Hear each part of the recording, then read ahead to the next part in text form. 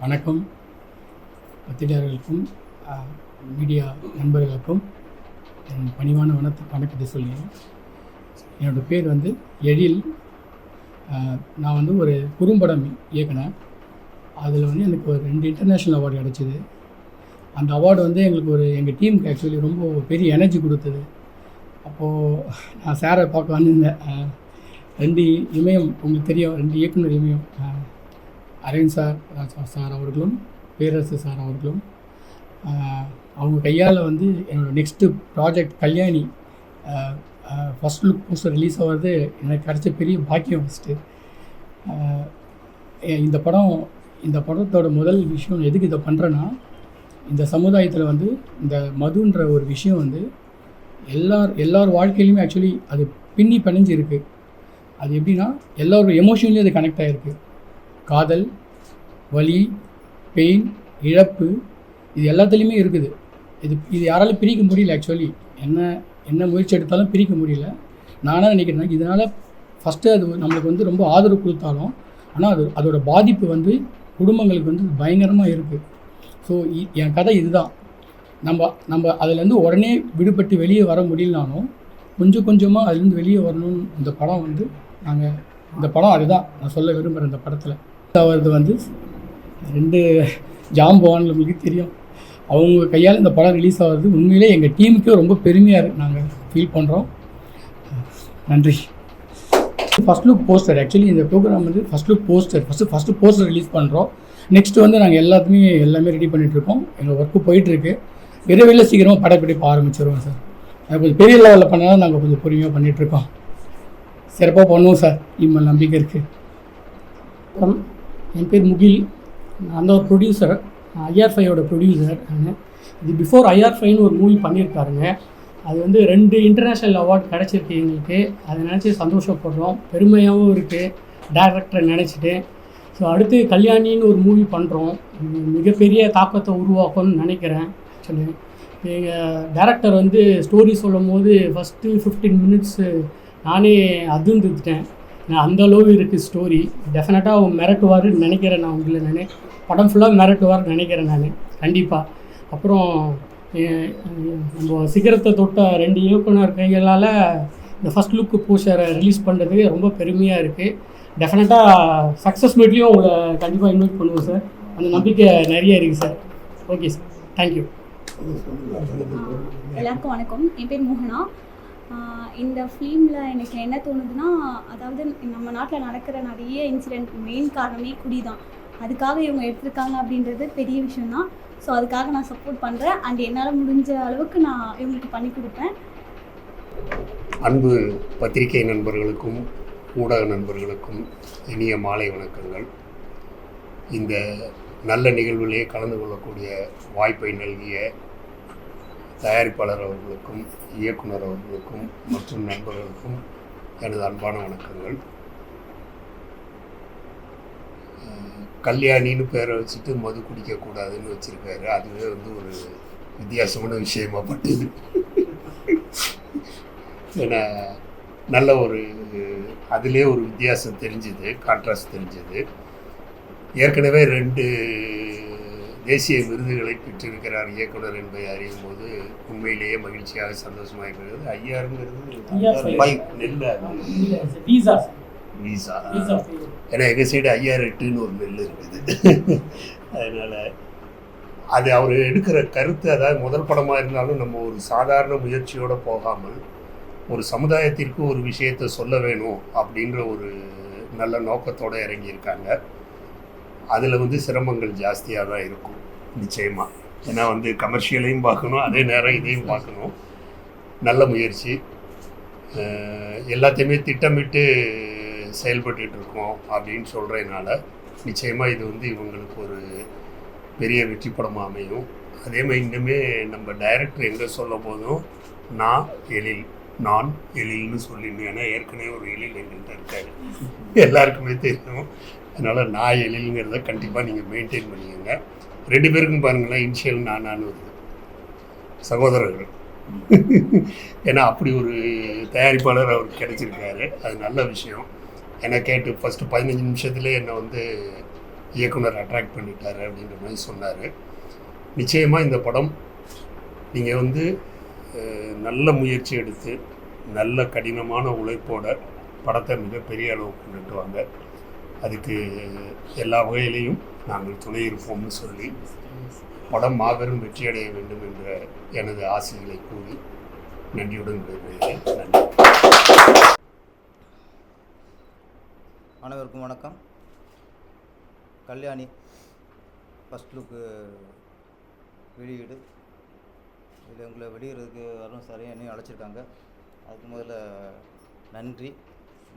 கல்யாணிங்கிறத ஒரு சினிமா பொறுத்த வரைக்கும் ஒரு பாசிட்டிவான ஒரு பேர் அது. ஆமாம், கல்யாணி. பராசக்தியில் வந்து சிவாஜி கணேசனோட தங்கச்சி பேர் கல்யாணி.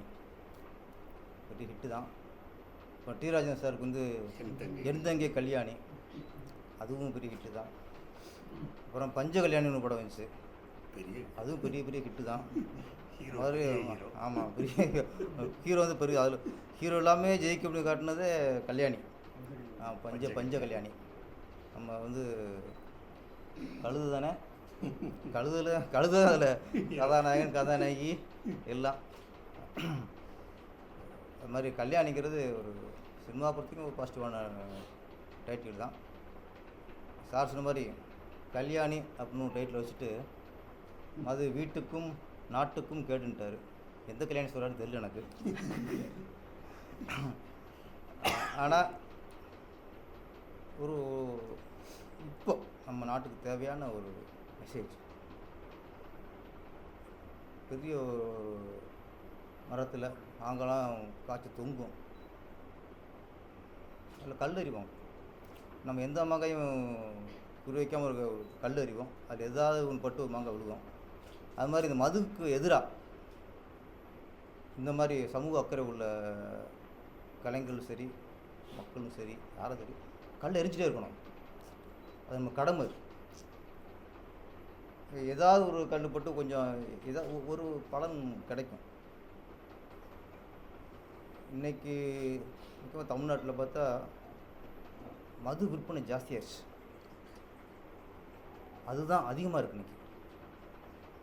இன்னொன்று, உங்கள் டைரக்டர் வந்து நான் எழில் வந்து மதுக்கு எதிராக ஒரு விஷயம் பண்ணியிருக்காரு. அதில் என்னென்னா, ஒன்று சினிமா பாதிக்கப்படுது. இன்றைக்கி கூட்டம் பூரா அங்கே இருக்கான், டாஸ்மாகில் இருக்கான், தேட்டரில் காணோம். முன்னாடி பொழுதுபோக்குனா சினிமாவுக்கு வருவாங்க. சினிமாவுக்கு வந்து தான் ஒரு வேதனையாக இருக்கட்டும் துக்கமாக இருக்கட்டும், அது வந்து தேட்டருக்கு வந்து படத்தை பார்த்துட்டு அதில் அவங்களுக்கு கொஞ்சம் ஒரு ஃப்ரீ ஆகும். இன்றைக்கி பூரா அங்கே போய்ட்டாங்க எல்லாரும். அந்த போதையில் அடிமையாகி கூட்டம் பூரா அங்கே இருக்குது. இன்றைக்கி இப்போ எல்லாம் இப்போ சிவராத்திரியாக இருக்கட்டும் தைப்பூசமாக இருக்கட்டும், கோயில் இருக்க கூட்டத்தை விட டாஸ்மாகில் கூட்டம் ஜாஸ்தியாக இருக்குது. க்யூவில் நிற்கிறானுங்க. ஆமாம், இதில் வந்து அரசாங்கம் தான் இந்த இப்போ வீட்டுக்கு கேடு நாட்டுக்கு கேடுங்கும்போது இயக்குநர்கள் நாங்கள் சொல்லி என்ன பிரயோஜனம்? இது அரசாங்கம் சொல்லணும், இது அரசாங்கம் சொல்லணும். அரசாங்கமே இன்றைக்கி அவங்க கடன் திறந்து இருக்கும்போது மக்களுக்கு சரின்னு போட்டுது. பணம் கள்ள நோட்டு அடிக்கிறாங்க அப்படின்னா சட்டத்துக்கு விரோதமானது. அப்போ இந்த மாதிரி தவறு செய்யும்போது சட்டம் தண்டிக்கும், அரசாங்கம் விடாது அப்படிங்கும்போது அப்போ அரசாங்கம் பயப்படுறோம். அரசாங்கமே ஒரு விஷயத்தை செய்யும்போது அது சரின்னு போட்டுருது மக்களுக்கு.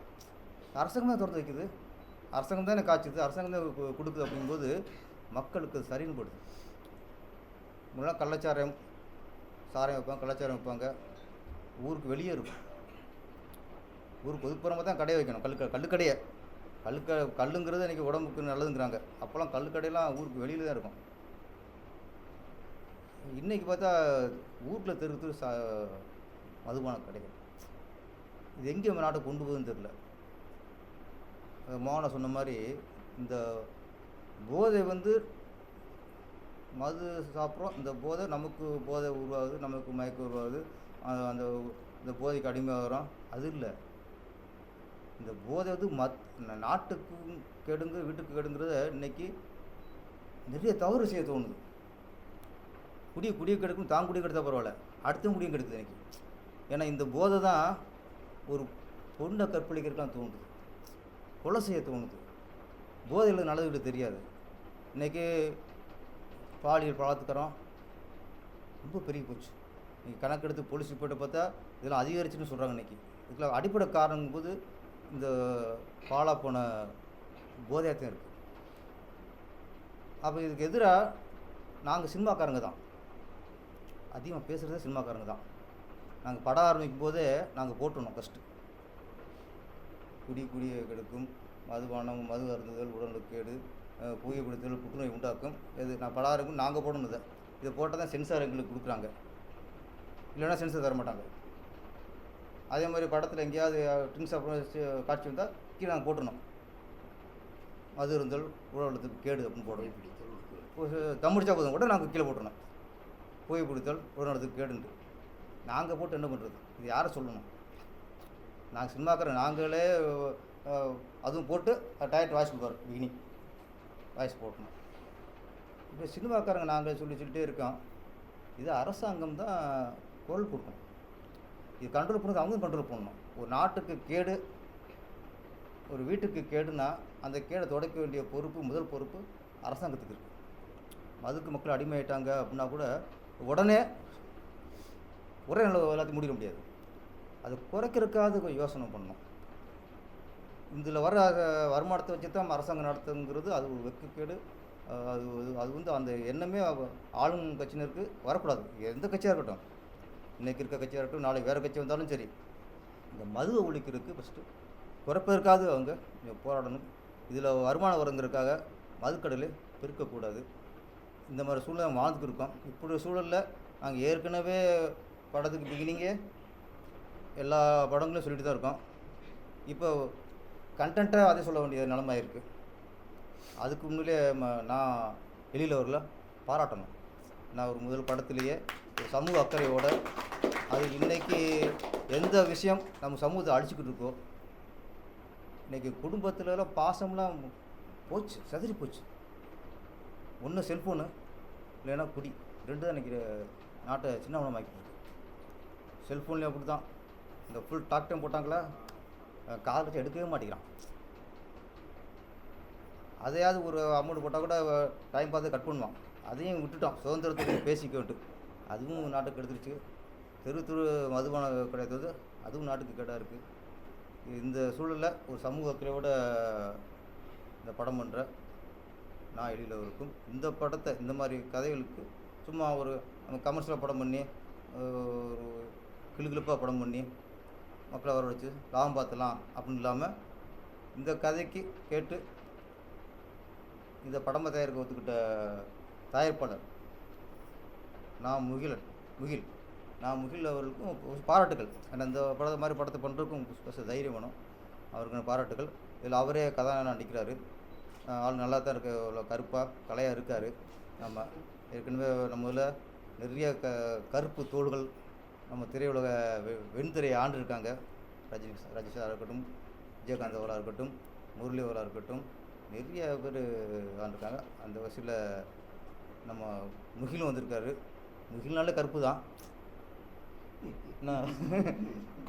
ஆமாம், கார்முகில்னால் அந்த கருப்புனால மழை பேர் ரெடி ஆச்சுன்னு அர்த்தம். இந்த முகிலும் ரெடி ஆயிடுச்சு. இப்போ நம்ம வெற்றிமலையை இந்த முகில் கொடியட்டும். ஹீரோவாகவும் இன்றைக்கி வெற்றி அடையணும். கதாநாயகி மோனாவுக்கும் வாழ்த்துக்கள். இயக்குனர் நான் எழில் வாழ்த்துக்கள். ஒரு எழில் அவர்களுக்கு ஒரு சின்ன வேண்டுகோள் தான். ஒரு இயக்குனராக அந்த எழில் கூட ஏதாவது சேர்த்துங்க. அப்பா பேரோ எழில் ராம் இல்லை எழில் என் பேர் கொடுத்தாரு. ஆனால் எழில் அரசு வச்சுக்க, என் பேரில் பாதி பிடிங்க. ஆமாம், எழில் அரசு வச்சுங்க. ஏன்னா இது வந்து அந்த எழில் பாதிக்காது. ஏற்கனவே எழில் இருக்காருல்ல, அவரை பாதிக்காது. ஏன்னா அவர் ஏற்கனவே வெட்டி கொடுத்துட்டாரு. எழில்னு ஒருத்தர் இருக்காருங்கிற எழில்னு அவருக்கு ஞாபகம் வரும். இப்போ எழில் டேரக்ட்னா அவர் தான் நினைப்பாங்க, அது உங்களுக்கு பாதிக்கும். அதனால் எழில் கூட இன்னும் ஒரு எழில் கூடட்டும். எழில் வந்து இன்னொரு பேர் கூடட்டும். நல்ல பேரை வைங்க. ஆனால் மது எழில்னு வச்சிடாதீங்க. ஆனால் அப்போ நீ படத்தை நீங்கள் மதுன்னு சொல்லிவிட்டு நீங்களும் மதுன்னு வச்சிடாதீங்க. ஓகே, எழில் அவர்களுக்கும் இந்த யூனிட்டுக்கும் என்னுடைய மனமார்ந்த வாழ்த்துக்கள். இந்த படம் மிகப்பெரிய வெற்றி அடைய வேண்டும். உங்களுடைய நோக்கம் ஓரளவாது மக்கள்கிட்ட போய் சேர்ந்து ஓரளவு கொஞ்சம் மக்களுக்கு சேர்ந்து வெற்றி அடைய வேண்டும். நன்றி, வணக்கம்.